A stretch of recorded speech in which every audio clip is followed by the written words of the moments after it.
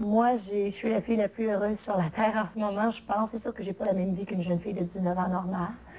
Mais je me considère très chanceuse de pouvoir réaliser mon rêve.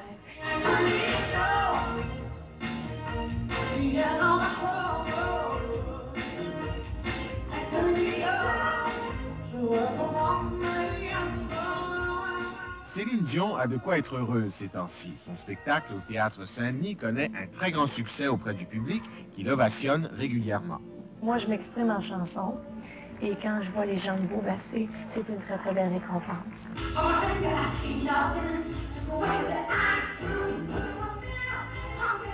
Les artistes que j'imite, c'est vraiment des artistes que j'aime beaucoup parce que sinon, je pense que j'arriverais pas à les imiter. Je suis une fille très ricaneuse aussi dans la vie, j'aime beaucoup rire. Je voulais que les gens me voient comme je suis dans la vie de tous les jours. J'aime ça rire, j'aime ça avoir du fun. J'ai été fait pleurer pendant plusieurs années, mais aujourd'hui, je veux les faire rire. Je veux partager ça avec eux.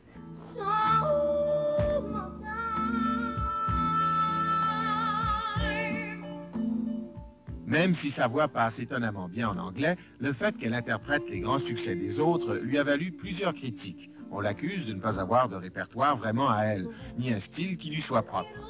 Je fais ce que j'ai envie de faire. Je fais ce que j'aime le plus au monde. Je veux chanter. Laissez-moi chanter. Laissez-moi avoir du plaisir. Puis laissez-moi avoir contact avec les gens. Peu importe si je chante des chansons de Whitney Houston ou de Barbra Streisand, j'essaye pas de les chanter comme eux autres. Pas du tout. Je les chante comme moi, je les ressens, ces chansons-là. De dire que j'ai pas de style à moi, je sais pas quoi répondre à tout ça. Nicolas?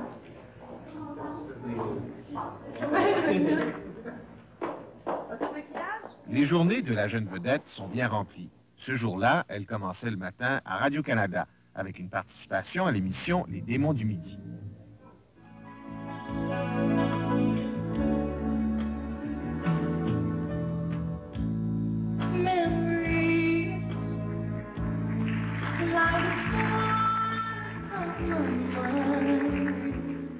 Puis, elle est allée remettre un disque d'or à la station CKMF pour la remercier d'avoir contribué à faire connaître son dernier disque.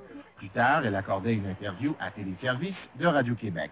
Mais elle n'a pas toujours été aussi occupée. Il y a quelque temps, elle a fait une longue pause pour se remettre en question et faire le point.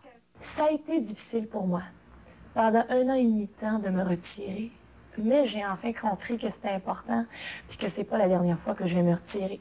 C'était important parce que on voulait un nouveau look.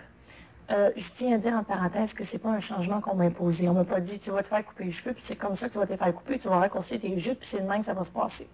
Pas du tout. J'avais le goût depuis longtemps de changer de look, comme une jeune fille de 19 ans normale, d'être différente, que les gens me voient autrement.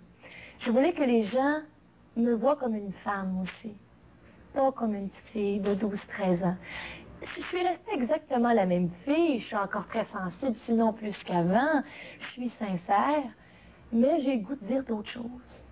Pour Céline Dion, l'avenir, c'est bien sûr sa tournée québécoise et la France, où elle compte lancer Incognito à l'automne. Mais c'est aussi et surtout les États-Unis. Elle vient d'y conclure avec CBS Records une entente qui prévoit le lancement mondial de 2 microsillons en anglais, avec des chansons écrites spécialement pour elle. C'est une entente d'1 million de dollars, la plus importante jamais conclue aux États-Unis avec une chanteuse francophone.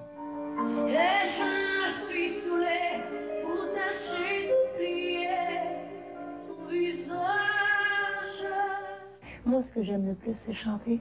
C'est d'avoir contact avec les gens, de chanter toute ma vie, de faire du cinéma, de faire des comédies musicales, de chanter en anglais, en français, dans plusieurs langues, de devenir une vedette internationale, de chanter partout à travers le monde.